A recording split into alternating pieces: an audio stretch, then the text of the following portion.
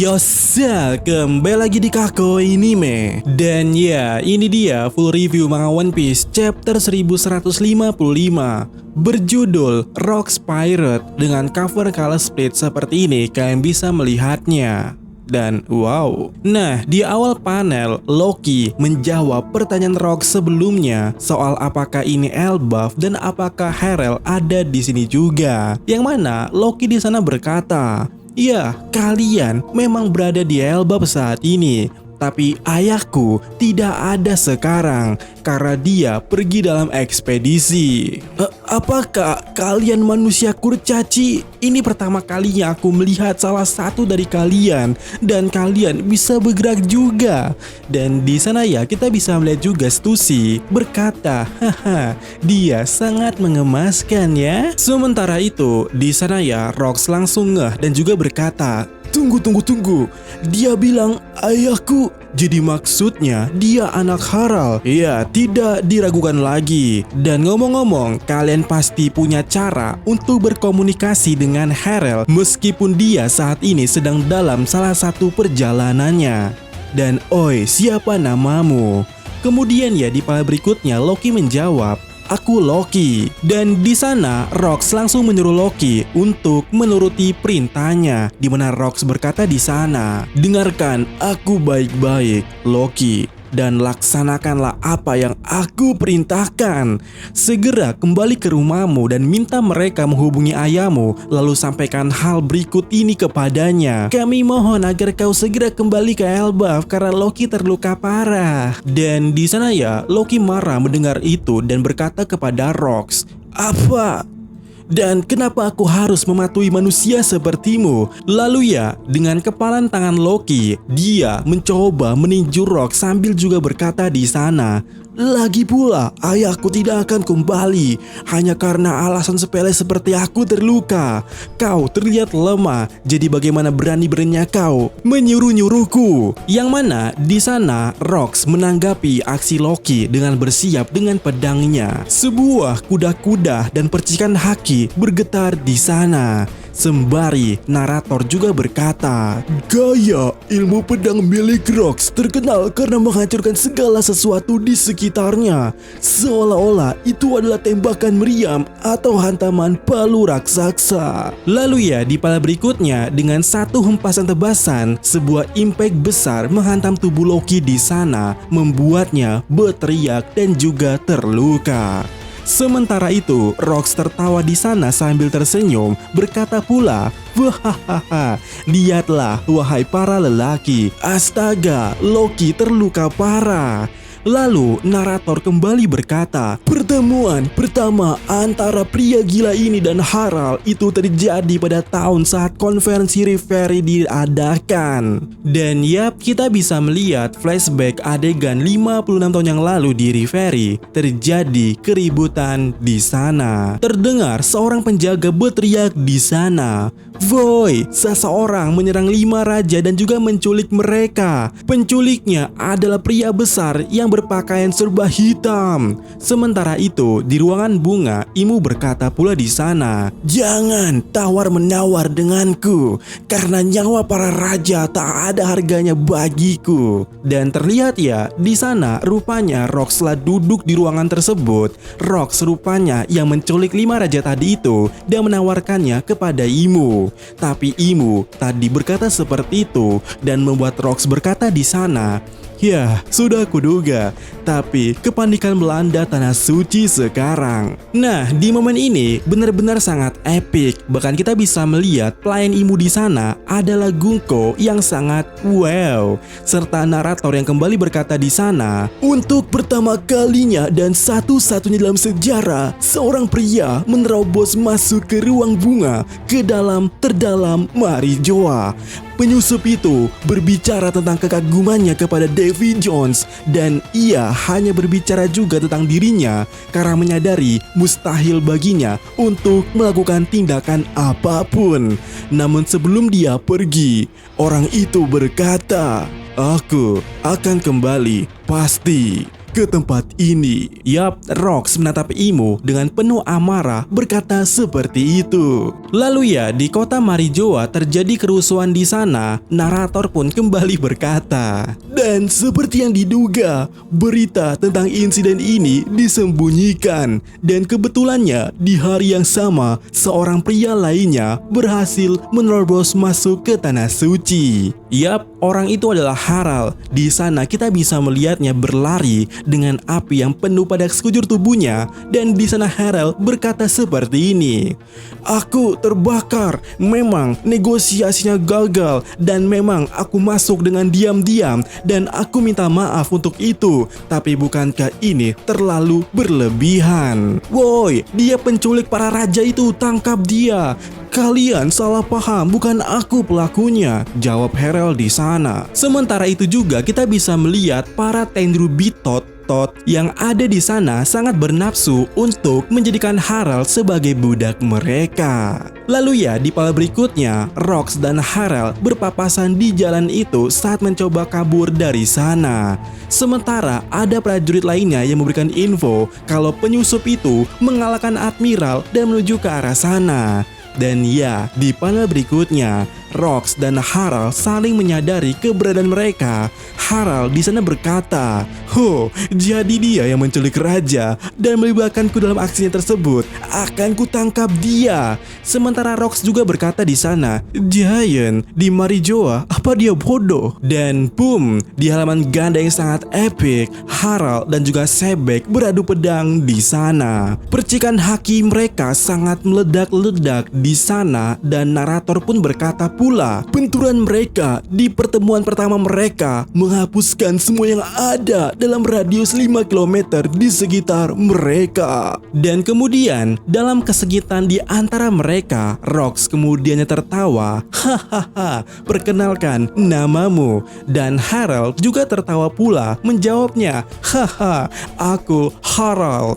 Kemudian ya, di pala berikutnya Rox juga berkata kembali, aku Rox, dan BTW aku sarankan kau arahkan seranganmu berikutnya ke kota. Kalau mereka menangkapmu, kau akan menjadi budak mereka. Tentu saja Harald bertanya-tanya di sana, tapi di panel berikutnya beberapa serangan mulai menghancurkan kota-kota di sana. Kemudian ya, di panel berikutnya keduanya berhasil lari cukup jauh dan Harald bertanya kepada Rox di mana arah Elbaf.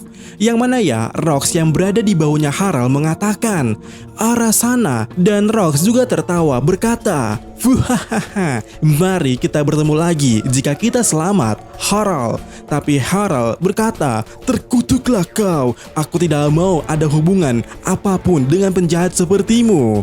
Dan Harald di atas redline sana langsung melompat terjun menuju lautan ke sana.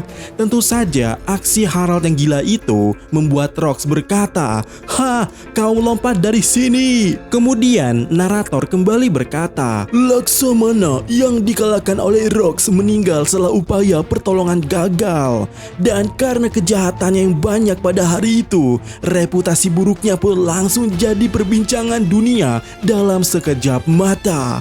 Semua orang gemetar karena ngeri akan kejutan daripada tindakannya. Dan setelah beberapa waktu, Rox menyerang kapal yang membawa peti langit dalam perjalanan menuju tanah suci Marijoa. Ia menghancurkan salah satu gerbang keadilan dan melarikan diri lagi. Lalu Rox mengambil kapal dan uangnya dan mulai perjalanan di dunia bajak laut. Gerak-geriknya selalu menargetkan dan juga menentang pemerintah. Namun langkahnya kali ini adalah menyerang kapal-kapal bajak laut. Devi Backfight merupakan tradisi yang diwariskan sejak lama di dunia bajak laut. Ini adalah permainan sengit yang dijalani oleh dua kru bajak laut. Mereka bersaing untuk merebut anggota kru dan bendera satu sama lain. Dan Rox memanfaatkan permainan ini untuk mengumpulkan anggota-anggota terbaik dari kelompok kru-kru lainnya bajak laut itu. Ia pun mengumpulkan sekelompok orang paling keji sebelum mengibarkan bendera di kapalnya. Yap, kita bisa melihat aksi-aksi Rox di Xebec itu. Kemudian di sebuah kapal terlihat Rox berkata kepada teman-temannya, aku bertemu seseorang pria luar biasa. Aku yakin dia akan membuat kalian terkejut. Dan mereka pun mulai menuju ke Pulau Elbaf. Kemudian ya, di halaman Gandhi sangat epic, scene kembali ke 48 tahun yang lalu di Kastil Aurus. Kita mendengar Harald berkata di sana, "Aku kembali secepat mungkin, tapi sepertinya kau hampir sembuh. Syukurlah kau selamat, Loki." Dan ya, di panel berikutnya terlihat Harald sudah sampai di sana dan juga telah menjenguk Loki yang terluka itu. Di sana ya, Harald tersenyum dan juga berkata lagi kepada Loki, "Aku tahu kau kuat, Loki, tapi tolong jangan pergi ke Underworld lagi. Tempat itu dipenuhi bahaya yang merenggut nyawamu. Kali ini kau jatuh dari tebing." Namun Loki yang pura-pura tidur di sana berkata dalam hatinya, "Ayah telah kembali." Tapi tak diragukan lagi, ini cuman kebetulan. Mustahil dia kembali demi aku. Kemudian ya, di panel berikutnya Harald pergi bertemu dengan Rox di perjamuan. Dan di sana Harald berkata, "Rox, reputasi burukmu sudah sampai ke telingaku. Kenapa kau datang ke sini?" Namun Rox berkata di sana, "Harald, aku merindukanmu. Bergabunglah denganku, Harald. Aku tahu pemerintah dunia tidak akan memenuhi tuntutanmu." Tak diragukan lagi, seharusnya kau sudah sadar akan hal tersebut. Tapi Harald berkata di sana, "Apakah kau sadar dengan apa yang kau katakan? Jika aku bekerja sama dengan penjahat sepertimu, aku akan kehilangan kepercayaan negara-negara lain." Akan tetapi, Rox tetap berkata, "Apa yang kau katakan? Jadi kau ingin tunduk pada pemerintah dunia?" Namun Harald tetap kekeh, "Justru aku tidak akan menerima dunia yang dibangun di atas perbedaan. Kita semua harus setara." Dan Rox kembali berkata pula, "Lupakan omong kosongmu itu, Harald. Elbaf adalah negeri para pejuang terkuat. Kalau kau tak suka kebijakan mereka, hancurkan sajalah, Ci." Yang mana di panel berikutnya Harald makin ngotot kepada Rox dan juga berkata kepadanya, "Itu dulu, tapi sekarang Elbaf telah berubah." Namun Rox menegaskan kembali, tabiat manusia tak berubah. Sudah tidak diragukan lagi kalau hasrat bertarungmu itu masih mengalir dalam dirimu. Dan di sana kita bisa melihat Newgate mengatakan, "Oi, tenanglah, ayo kita nikmati perjamuan kali ini." Lalu ya, Harald berbicara kepada Siki di panel berikutnya, "Oi, jika kalian terus mengikuti pria ini, akhir kalian akan tragis." Tapi Siki di sana berkata, "Pengikut si bodoh ini jangan buat aku tertawa. Kami tidak tergantung padanya, bahkan kematian tak akan menggoyangkan sehelai rambut pun dari kami." Siki, sang Yakuza, kelak dikenal sebagai Golden Lion Siki. Bahkan kemudian di sana Stussy juga berkata, "Tepat sekali, tapi rencananya menarik perhatianku dan mungkin bisa memberikan banyak uang." Pencuri ilmu, Miss Buckingham Stussy. Lalu ada nakama Rox lainnya yang berkata, "Apakah kau pernah dengar tentang Pulau Pengasingan Hachinosu yang juga disebut sebagai Pulau Bajak Laut? Itu adalah pulau tempat pengasingan para penjahat paling keji yang negara-negara tak mampu menahan mereka di penjara biasa." Gangster dari West Blue, Don Marlon. Kemudian Newgate berkata pula di sana, pulau itu tidak berpenghuni, tempat mereka dibuang tanpa makanan sampai ajal menjemput. Bajak laut Edward Newgate dikenal kemudian hari sebagai Shirohige. Lalu juga seorang kru Rox lainnya berkata, namun mereka selamat dalam beberapa tahun terakhir dan mulai menyatukan kekuatan mereka. Menurutmu apa penyebabnya? Wang Zi atau Ochoko yang nanti dikenal sebagai pimpinan Pulau Bajak Laut. Selanjutnya ada yang berkata juga, ternyata pulau itu penuh dengan tambang emas. Karena itu organisasi bawah tanah bekerja sama dengan mereka dan para penjahat mendapatkan kekayaan besar. Tentu saja ini membuat pemerintah marah. Bajak laut penyeludup Ganzui. Lalu ya, di panel berikutnya, Rox berkata juga, pulau itu dipenuhi penjahat paling keji dan kuat. Siapapun yang mendekatinya akan dirampas semua miliknya. Itulah sebabnya kami akan bernegosiasi dengan pemerintah dunia dan menanyakan berapa yang akan mereka berikan kepada kami sebagai imbalan untuk membebaskan pulau itu dan mengembalikan kepada mereka. Dan begitu kami mendapatkan uangnya, kami akan pergi menaklukkan yang ada di Pulau Bajak Laut dan membagi harta karun di antara kami. Tapi, aku tidak akan menyerahkan pulau maupun para penjahatnya kepada pemerintah dunia. Justru aku akan menguasai Hachinosu dan menciptakan surga bajak laut dengan para bodoh-bodoh di sana. Bayangkan bersama aku betapa terkejutnya pemerintah dunia dan angkatan laut saat itu. Hahaha. Dan itu baru awal perjalananku. Aku akan menjadikan pulau itu sebagai markasku untuk menghancurkan angkatan laut dan juga menjatuhkan tanah suci dan akhirnya menjadi raja dunia. Yang mana Harald kemudiannya meresponnya, musuhmu akan menjadi dunia itu sendiri. Namun Rock di sana juga kembali berkata, katakan apapun itu yang kau mau, pasti akan datang yang akan menjatuhkan mereka tanpa ragu. Tak ada kekuasaan yang abadi di dunia ini. Mari kita hadapi mereka bersama. Harald, jika kita bekerja sama, kita akan tak terkalahkan. Tetapi Harald lagi dan lagi berkata, jangan coba menggodaku ya. Aku adalah raja kau tahu. Namun Rox berkata, apa salahnya? Karena dunia akan ada di tanganmu. Dimana Lokia mendengar ucapan Rox tadi itu, dia menangis haru dan tersenyum sambil berkata pula, dunia? Dan kemudian ya, narator kembali berkata, saat Loki memahami kata-kata itu, dia terbebas dari apa yang mengikatnya. Kemudian ya, di part berikutnya, scene beralih ke Hachinosu. Banyak kapal-kapal bajak laut berlayar ke arah sana, dan narator juga berkata, 4 tahun berlalu dan Harald tak pernah menyerah pada tawaran-tawaran berulang kali dari Rox. Lalu Rox memutuskan melaksanakan rencananya bersama para tokoh penting yang mendukungnya saja. Dan bersama mereka membuat dunia gemetar.